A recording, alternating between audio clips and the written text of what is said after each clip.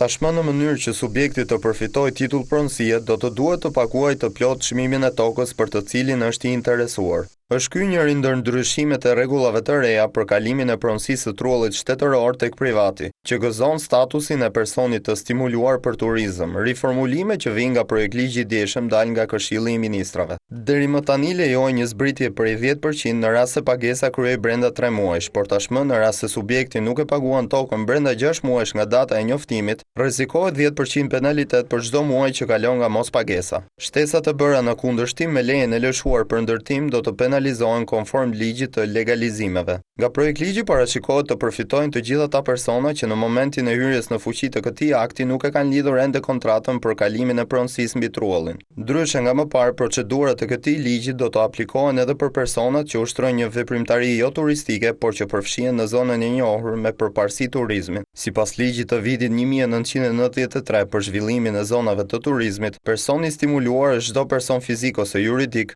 që autorizohet të kryejë veprimtari të stimuluar, ndërsa kjo e fundit përcaktohet si çdo nismë që ka për qëllim sigurimin e përfitimeve monetare nga rehatimi turistik e aktivitetit që lidhen me të, duke respektuar një raport të balancuar mes mjedisit dhe industrisë së turizmit.